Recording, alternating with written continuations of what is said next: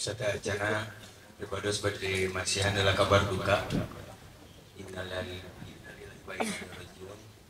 Mang Budi Setiadi, wartawan Warta Subang, nembe 400 mulika jati mulang kasa. Mingkeun piduana di sadayana. Emang dulu. Ususunilah Al-Fatihah.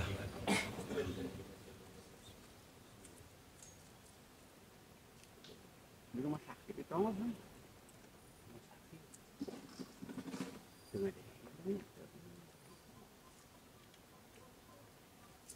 Gunung mangga anu dacan nawis daftar hadir lan Allahumma barik lana fi ma razaqtana wa qina adzabannar amin. Pendek barang dahar manehna. Mangga urang dimulai Mang Yaya di haturana mangga dipayun pipali dia aya tempat kene 2 3 sakit. Assalamualaikum warahmatullahi wabarakatuh.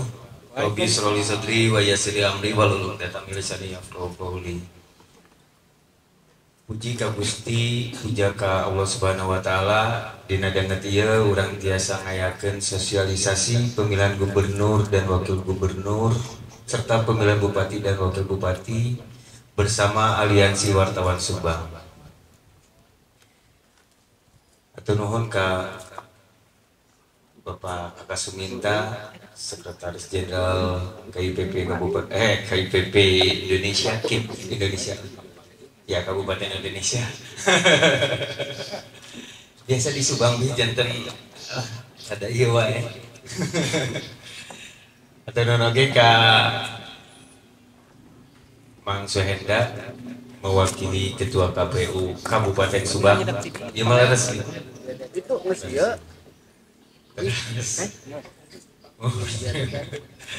Ka Muhammad Mansur, Ketua Bawaslu Subang, terus ka Pak Ahmad Basuni, akademisi Subang, anjeunna dosen di Universitas Subang, wakil rektornya Pak. Ya, wakil rektor Bapak. Calon wakil rektor. Calon dewa. Aturun ke bapak-bapak di FKPPI Kabupaten Subang pengennya. KB na atau KB. KB. Warna dulu dia mapi. Jam. Jadi KB wae. Aturun lagi ke rekan-rekan wartawan di Aliansi Wartawan Subang. Ayah Mang Ahya, ayah Teh Indri. Indri itu mas Srinya. Indri bener Pak. Salah wae pahili wae. Mohon lepat wae. Mang Mumun, Mang Tatang sadayana atur nuhun. Tah, itu sebut atuh Kum. Pak, singirin hate. Mang Anas mah ulah disebutkeun da jauh ka belah ditu Mang Anas. Bapak-bapak sareng ibu-ibu sadayana dina danget ayeuna Aliansi Wartawan Subang teh gaduh pada melang kerjasama sareng KPU Kabupaten Subang kanggo sosialisasi pemilu bupati dan wakil bupati serta pemilu gubernur dan wakil gubernur. Pami judul nama jadi Pilkada Serentak 2024. Gitu Pak Inten. Tah, supados teu golongkan waktos urang pasien waktos kanggo Ketua Aliansi Wartawan Subang Mang Wardan kanggo maparkeun laporan apa intennya. Maki anjeunna Ketua Panitia. Waktos disembahkan. Itu ieu atuh. Bismillahirrahmanirrahim. Assalamualaikum warahmatullahi wabarakatuh. Pertama-tama kami ucapkan terima kasih kepada yang pada kesempatan ini bisa menyempatkan waktu untuk hadir. Kemudian kepada teman-teman dan para senior wartawan yang berada di Kabupaten Subang yang bisa hadir dalam kesempatan ini. Mudah-mudahan kegiatan ini bisa bermanfaat bagi kita semua. mungkin saya selaku ketua OS dan panitia dalam kegiatan ini ingin melaporkan bahwa kegiatan sosialisasi ini kita bekerja sama dengan KPU Kabupaten Subang. Nanti teman-teman para senior yang hadir dalam kesempatan ini bisa membantu mensukseskan pilkada serentak tahun 2024 dengan mempublikasikannya mungkin nanti di media masing-masing untuk media, kemudian yang lainnya mungkin bisa menyampaikan kepada teman dan saudara di sekitar rumahnya masing-masing bahwa nanti tanggal 27 November akan dilaksanakan pemilihan kepala daerah, gubernur, wakil gubernur, dan bupati, wakil bupati. Dalam kesempatan ini kemudian saya juga mengucapkan terima kasih kepada Bawaslu yang hadir dan Sekjen KIPP, Kakak, kemudian Ahmad Basuni dari Akademisi Kabupaten Subang, dan untuk KPU diwakili salah satu komisionernya Pak Suhenda. Terima kasih. Mungkin itu laporan dari saya, dan terakhir mungkin saya akan tutup dengan sebuah pantun supaya dalam kegiatan ini tidak terlalu serius. Ini cuaca sudah panas ya. Jangan sampai kita ini kayak di terminal jadi serius terus jadi ini ribut terus. Maka dalam kegiatan ini mari kita mendengarkan nanti disampaikan oleh para pemateri dengan santai, mungkin sambil ngopi. Ini tolong nanti kalau ada yang teman-teman atau senior yang ingin ngopi, tolong ke panitia nanti Momen itu nanti diakomodir yang ingin ngopi siapa saja. Kalau kurang nanti kita bawa saja tukang kopinya ke sini.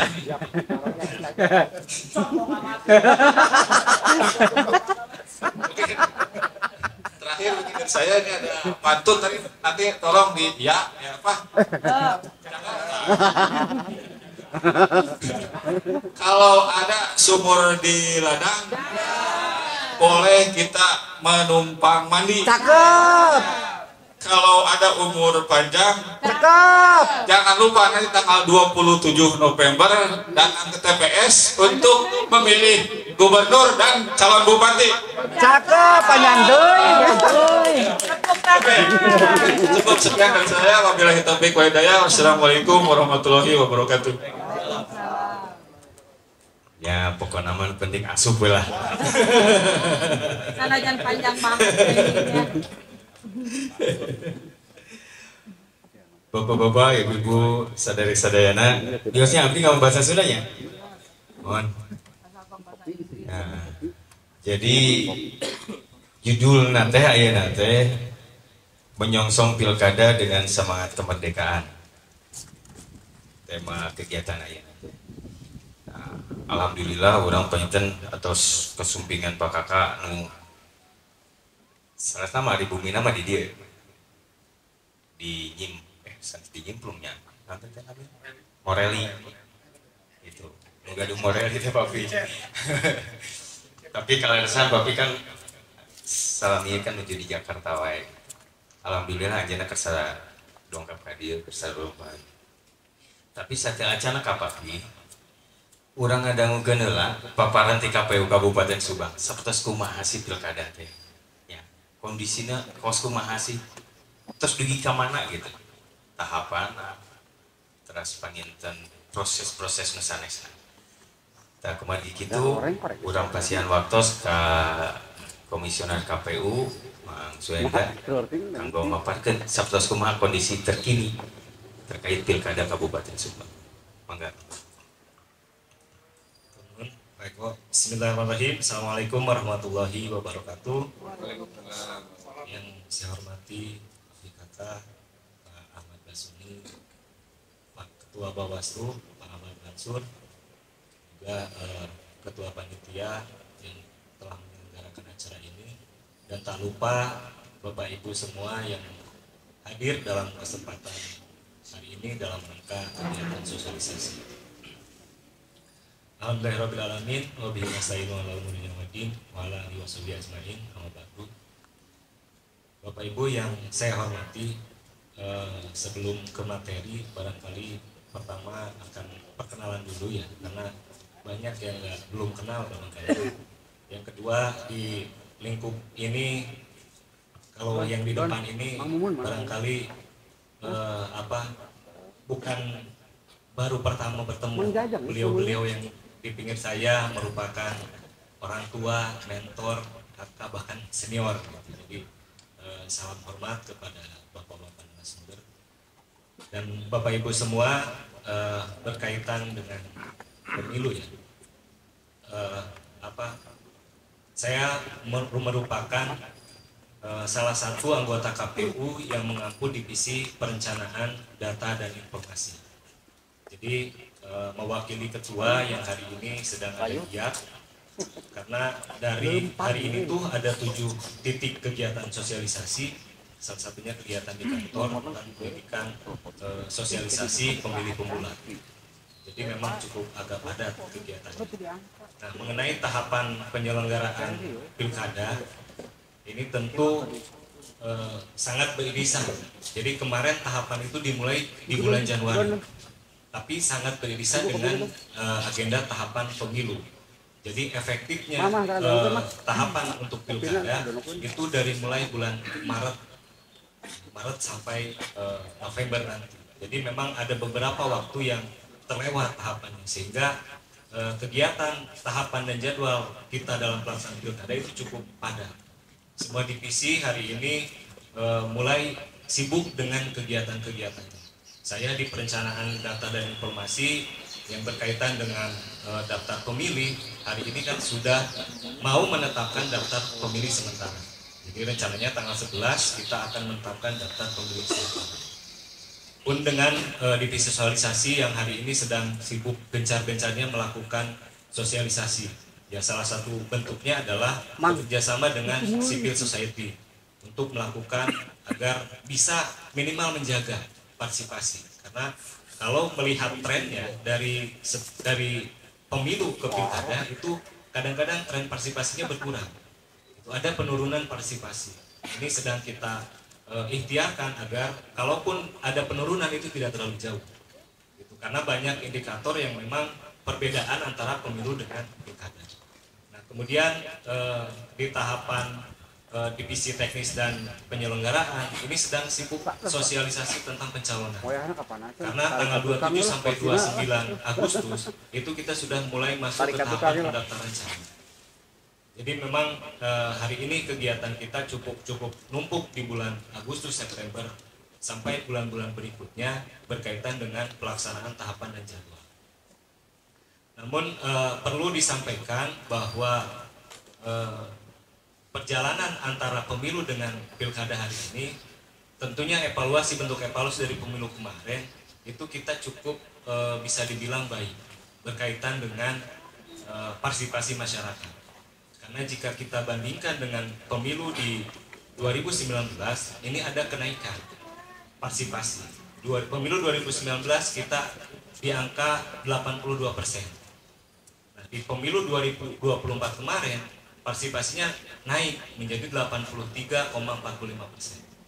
Memang secara angka sedikit, hanya 1 sekian persen persentase kenaikannya. Tapi kalau dilihat dari jumlah DPT yang 1.193 ini kan cukup banyak, beberapa ribu orang yang ikut partisipasi dalam pemilu di 2024.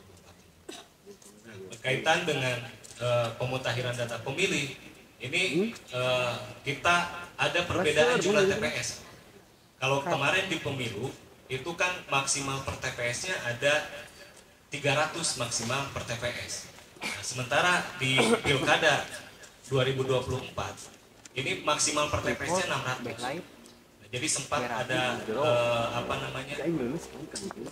kita dalam penyusunan regrouping TPS. Karena frame berpikir KPU RI itu kan pergeseran dari pemilu ke pilkada itu hanya menggabungkan jumlah TPS dari 300 menjadi 600 dengan frame berpikir bahwa 2 TPS bisa jadi 1 TPS di pilkada. Tapi kita yang di kabupaten ini kan merasa bahwa dengan wilayah geografis yang cukup variatif di Kabupaten Subang, sehingga untuk penggabungan dari 300 jadi 600 itu sangat kesulitan untuk memaksimalkan itu.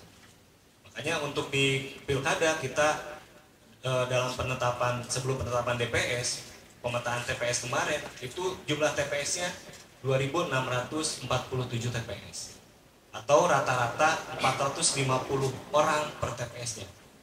Jadi lebih-lebihkan dari 450 per TPS-nya kita sudah kesulitan. Meskipun kemarin Pak Kakak ya, kita diinstruksikan agar pengurangan sampai 50% dari jumlah TPS. Dari 4.800 itu minimal pengurangannya harus 50%. Nah ini dengan letak geografis Subang yang cukup cukup sulit ya untuk di beberapa wilayah, sehingga kita kerepotan. Muncullah angka 2.647 TPS. Itu untuk TPS yang ada di Kabupaten Subang. Mungkin nanti tanggal 11 nanti itu akan kita plenokan daftar pemilih sementara. Nah kemudian berkaitan dengan daftar pemilih ini kan juga erat kaitannya dengan divisi-divisi yang lain. Karena berbicara soal logistik, kebutuhannya dilihat dari berapa sih data pemilihnya di Subang, berapa jumlah TPS-nya. Itu akan berpengaruh terhadap berapa logistik yang dibutuhkan untuk pelaksanaan pilkada. Nah, untuk sosialisasi kita sudah menggalakkan bahwa kita sudah memetakan bahwa tingkat partisipasi paling tinggi kemarin di pemilu itu adanya di Kecamatan Ciater. Di Kecamatan Ciater cukup tinggi, 90% lebih untuk partisipasinya. Nah yang terendah itu sekitar 77% itu ada di Subang Utara, ada di Pusaka Jaya dan Pusaka Negara. Nah, ini sedang kita petakan lagi, diformulasikan apa sekiranya yang bisa meningkatkan partisipasi untuk wilayah-wilayah yang secara data kemarin partisipasinya kurang, untuk ditingkatkan untuk partisipasinya. Nah untuk pencalonan di pilkada ini kita akan mulai pendaftaran calon itu di 27 Agustus sampai dengan 29 Agustus. Jadi cukup maraton kegiatan tahapan dan jadwal kita di tahapan pilkada ini. Makanya untuk meringankan tugas kita bentuk suatu skema kegiatan dalam bentuk sosialisasi yang bekerja sama dengan civil society. Kemudian kalau berbicara soal tantangan, apa sih yang menjadi tantangan di pilkada kali ini? Nah, ini kan kita sedang melakukan mitigasi juga terkait persoalan-persoalan yang kemungkinan akan terjadi di pilkada. Karena biasanya kalau pemilu cukup panas di pilkada ini lumayan sangat panas gitu. Tapi mudah-mudahan di pilkada 2024 ini kita bisa melaksanakannya dengan lancar, aman dan tanpa ada kendala apapun. Amin. Ya salah satunya adalah kesiapan kita untuk patuh terhadap aturan. Aturan yang sudah berlaku, menjaga integritas penyelenggara, menertibkan setiap badan ad hoc ke bawah agar tidak lagi terjadi hal-hal atau di luar daripada kegiatan-kegiatan yang sudah diatur dalam aturan. Barangkali itu dulu yang bisa saya sampaikan, selebihnya nanti didiskusikan selanjutnya, karena di sini cukup banyak narasumber dari berbagai variasi ya, dari Indonesia, memantau ya yang secara rekam jejak sudah tidak dilakukan lagi. Mungkin nanti apa yang saran masukan dari tahapan-tahapan penyelenggaraan sangat kita harapkan agar adanya perbaikan dalam proses pelaksanaan pilkada ini. Terima kasih. Billahi taufiq wal hidayah. Wassalamualaikum warahmatullahi wabarakatuh. Waalaikumsalam warahmatullahi wabarakatuh. Atur nuhun, Bang Senda.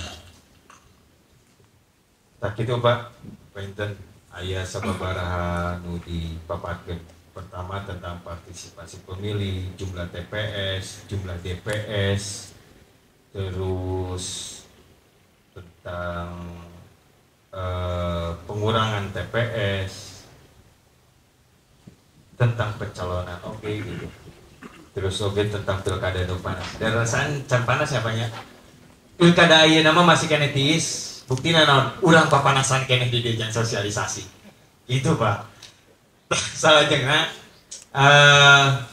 urang dangukeun paparan ti Bawaslu baik sanes Panwaslu. Kapungkur Panwaslu. Bawaslu sabtos kumaha. Urang ke dangukeun papi mangke paneuri margi papi ke nu mumpa sagala rupana. Enten gitu. Ya banyak. Ke orang langsung dialog. Jadi ke Ketua Bawaslu Pak Ahmad Mansur mangga. Bismillahirrahmanirrahim. Assalamualaikum warahmatullahi wabarakatuh. Waalaikumsalam. Salam sejahtera untuk kita semua. Sampurasun. Alhamdulillah. Alhamdulillahirobbilalamin. Wa bihi nasta'in wa ala wa sahbihi ajma'in. Amma ba'du. Kita hormati dan muliakan para narasumber. Ini ada Pak Suhenda, Pak Kakak Sumita, Kopi mang. tokoh Subang yang Kopi. aktif memantau aktivitas pemilu baik di dalam dan luar negeri. Kemudian ada mentor saya, Pak Basuni. Tentu saya salah satu orang yang cukup aktif dididik oleh beliau berkaitan dengan keakademisian karena salah satu mahasiswa beliau. Dan alhamdulillah nilai pun akhirnya jadi baik. Dan sama-sama kita hormati tentu panitia pelaksana dalam hal ini ada Kang Warlan, tentu Kang Warlan dan Bendengan, Wala itu Oh, mang. serta seluruh pengurus Mang Opan. awas yang pada kesempatan hari ini hadir, serta para tamu undangan yang terundang pada kesempatan hari ini yang itu tidak bisa saya sebutkan. Mang Opan. Barangkali tidak banyak yang perlu disampaikan, mungkin hanya 3 poin. Pertama, betul apa yang tadi sudah disampaikan oleh Pak Suhenda berkaitan dengan konsep tahapan yang sudah dikeluarkan produk hukumnya melalui PKPU. Tentu Bawaslu sebetulnya hanya mengikuti alur apa yang sudah ditetapkan tadi. Secara normatif, kegiatan pengawasan dari mulai memetakan bagaimana konsep para calon pemilih, dalam hal ini adalah masyarakat yang dicoklit. Dan yang kedua mungkin nanti masuk pada tahapan kandidasi atau pencalonan yang nanti akan dilaksanakan tanggal 27 sampai tanggal 29. Nanti juga kita akan awasi sekaligus nanti tahapan berikutnya yang tentu barangkali akan menyedot energi yang cukup banyak karena yang terlibat bukan 1-2 orang, yaitu di tahapan kampanye dan nanti diakhiri di tahapan pungut hitung. Saya kira itu tahapan-tahapan krusial yang menjadi konsentrasi semua pihak. Tentu dalam hal ini Bawaslu secara kelembagaan dan secara pribadi pertama mengucapkan terima kasih kepada sebelumnya pada panitia yang sudah mengundang sehingga saya bisa memberikan satu pandangan berkaitan dengan kegiatan-kegiatan dan langkah aktivitas apa saja yang hari ini dan ke depan akan dilakukan. Tentu pertama berkaitan dengan pencoplitan, alhamdulillah dari hari ke hari, dari minggu ke minggu sampai pada akhirnya nanti besok akan dilakukan pleno dengan segala keterbatasan Bawaslu. Jadi kalau di KPU itu punya tim sampai ad hoc sampai bawahnya itu maksimal Bapak Ibu. Dari mulai pantarlin yang jumlah banyak, kemudian ada tim PPS yang juga cukup banyak, nanti ke depan KPPS juga cukup banyak. Sementara kalau di Bawaslu kita hanya punya 1 orang di setiap desa. Nah tentu kalau kita bandingkan dengan skala kuantitatif 1 orang per desa rata-rata jumlahnya 5.000 saja atau 4.000 atau minimal sekurang-kurangnya 1 desa ada 3.000, maka sebetulnya sudah tidak logis berkaitan dengan teknik pengawasan seperti apa yang akan dan harus dilakukan. Nah untuk itu saya kira butuh yang disebut dengan pengawasan partisipatif. Nah, pengawasan partisipatif menjadi salah satu program yang memang kita harus terus lakukan. Karena ujungnya pengawasan hanya ada 2 model tentu. Barangkali pertama adalah pengawasan aktif, yang kedua adalah pengawasan yang itu pasif dalam artian orang hanya tahu nanti di akhir bagaimana mengawasi jalannya pungut hitung. Nah sementara pengawasan aktif itu bisa dilakukan dalam setiap tahapan. Dan alhamdulillah hari ini pengawasan aktif yang salah satunya paling concern adalah teman-teman media.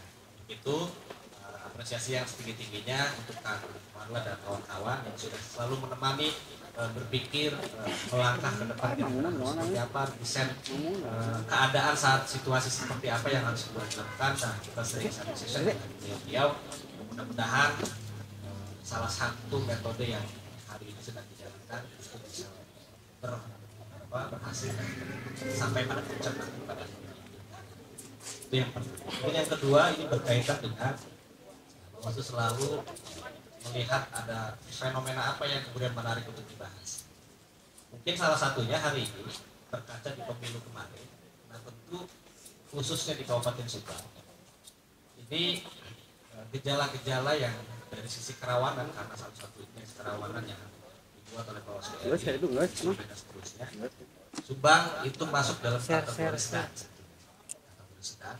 Karena dari 4 dimensi, pertama adalah dimensi sosial politik, kemudian yang kedua adalah dimensi penyelenggaraan, ketiga prestasi, dan yang terakhir partisipasi. Dari 4 tadi dimensi yang diberikan secara instrumen, kita berada dalam posisi sedang.